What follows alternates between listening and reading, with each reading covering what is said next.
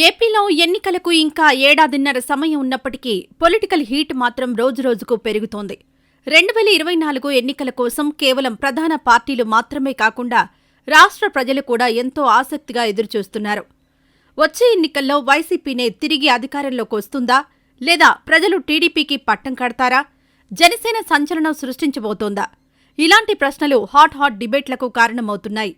వచ్చే ఎన్నికల్లో గెలుపు విషయంలో 3 ప్రధాన పార్టీలు కూడా ఫుల్ కాన్ఫిడెంట్గా ఉన్నాయి. ప్రభుత్వం అందిస్తున్న సంక్షేమ పథకాల ద్వారా లబ్ధి పొందిన ప్రజలు వైసీపీకే అండగా నిలుస్తారని వైఎస్ జగన్ భావిస్తుంటే, లేదు ప్రభుత్వంపై వ్యతిరేకత ఉందని, వచ్చే ఎన్నికల్లో టీడీపీ గెలుపు తథ్యమని తెలుగుదేశం పార్టీ నుంచి వినిపిస్తున్న మాట. మరోవైపు గతంలో కంటే జనసేన బలం బాగా పెరగడంతో ఈసారి జనసేన సంచలనం సృష్టించే అవకాశం ఉందని మరికొందరి వాదన.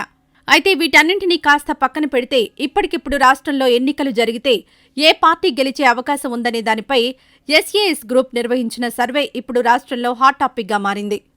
2019 నుంచి 2022 వరకు రాష్ట్రంలోని బలాబలాలను బేరీజు వేసుకుని ఈ సర్వేను నిర్వహించినట్లు సమాచారం. ఎస్ఏఎస్ రిపోర్ట్స్ ప్రకారం ఇప్పటికిప్పుడు ఎన్నికలు జరిగితే టీడీపీ 78 నుంచి 81, వైసీపీ 63 నుంచి 72, జనసేన 6 నుంచి 7 స్థానాలను కైవసం చేసుకునే అవకాశం ఉందట.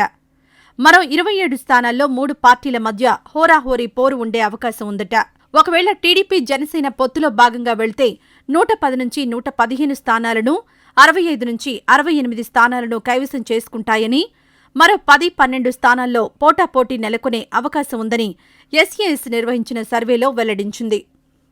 ఒకవేళ టీడీపీ జనసేన పొత్తులో భాగంగా వెళ్తే 110 నుంచి 115 స్థానాలను, వైసీపీ 65 నుంచి 68 స్థానాలను కైవసం చేసుకుంటాయని, మరో 10-12 స్థానాల్లో పోటాపోటీ నెలకొనే అవకాశం ఉందని ఎస్ఏఎస్ నిర్వహించిన సర్వేలో వెల్లడించింది. దీన్ని బట్టి చూస్తే వచ్చే ఎన్నికల్లో ఖచ్చితంగా ప్రభుత్వం మారే అవకాశం ఉందనేది కొందరి మాట.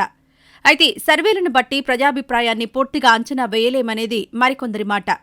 మొత్తానికి ఆయా రిపోర్ట్స్ ఇచ్చిన సర్వేలను పరిశీలిస్తే జగన్ సర్కార్పై ప్రజల్లో తీవ్ర వ్యతిరేకత ఉందనే విషయం మాత్రం స్పష్టమవుతోంది. మరి 175 స్థానాల్లోనూ విజయం సాధించాలని టార్గెట్ రీచ్ అవుతారా? అసలు వైసీపీ తిరిగి అధికారంలోకి వస్తుందా?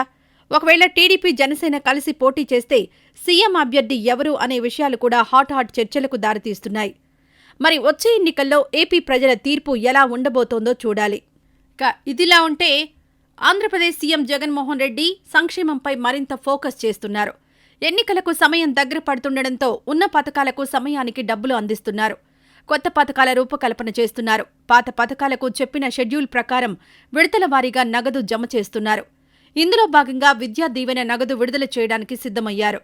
ఏపీ విద్యార్థులంతా ఎప్పుడెప్పుడా అని ఎదురుచూస్తున్న జగనన్న విద్యా దీవెన నగదు విడుదలకు ముహూర్తం ఫిక్స్ చేసింది. విద్యా దీవెన లబ్ధిదారుల ఖాతాల్లోకి ఫీజు రియంబర్స్మెంట్ పథకం నిధులను జమ చేయనున్నట్లు అధికారులు వెల్లడించారు. తాజాగా రాష్ట్రంలో అమలు చేస్తున్న పథకాలు, చేపట్టనున్న కార్యక్రమాల గురించి ముఖ్యమంత్రి జగన్మోహన్ రెడ్డి సోమవారం సీఎంఓ అధికారులతో సమావేశమయ్యారు. ఈ సందర్భంగా పలు కీలక నిర్ణయాలు తీసుకున్నారు. అసెంబ్లీ సమావేశాలు, మార్చి-ఏప్రిల్ నెలలో చేపట్టాల్సిన కార్యక్రమాలు, అమలు చేయాల్సిన పథకాలను ఫిక్స్ చేశారు. ఇందులో భాగంగానే విద్యా దీవెన పథకంపైన క్లారిటీ ఇచ్చారు. ఉన్నత విద్యను అభ్యసిస్తున్న వారికి పూర్తి ఫీజు రియంబర్స్మెంట్ పథకాన్ని అమలు చేస్తోంది.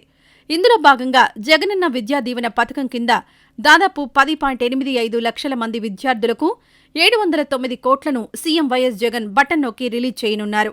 గత ప్రభుత్వం పెట్టిన ఫీజు రియంబర్స్మెంట్ బకాయిలు 1778 కోట్ల రూపాయలతో సహా ఇప్పటి వరకు జగనన్న విద్యా దీవెన, జగనన్న వస్తీ దీవెన పథకాల కింద ప్రభుత్వం సాయం అందించింది.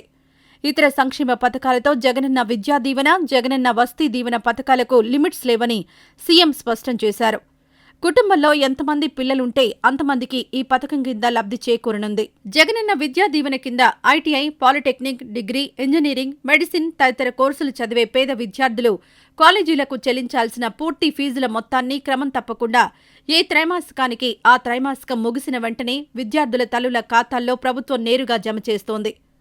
ఉన్నత చదువులు చదివే పేద విద్యార్థులు భోజన, వస్తీ ఖర్చుల కోసం ఇబ్బంది పడకుండా ఏటా ఐటీఐ విద్యార్థులకు 10,000, ప్రతి ఏటా 2 వాయిదాల్లో పాలిటెక్నిక్ విద్యార్థులకు 15,000 రూపాయలు, డిగ్రీ, ఇంజనీరింగ్, మెడిసిన్ తదితర కోర్సులు నేర్చుకునే వారికి 20,000 రూపాయలు చొప్పున ఆర్థిక సాయం అందిస్తోంది ప్రభుత్వం. విద్యా దీవెనతో పాటు మార్చి-ఏప్రిల్ నెలలో పలు పథకాలు అందించేందుకు ప్రభుత్వం సిద్ధమైంది. మార్చి 25 నుంచి వైఎస్సార్ ఆసరా అందించనున్నారు. ఈ కార్యక్రమం ఏప్రిల్ 5 వరకు కొనసాగనుంది. మార్చి 31న Jagananna Vasathi Deevena అందించనున్నారు. April 6న family doctor concept అమలు చేస్తారు. అలాగే ఏప్రిల్ 10న వాలంటీర్లకు సన్మానం చేయనున్నారు.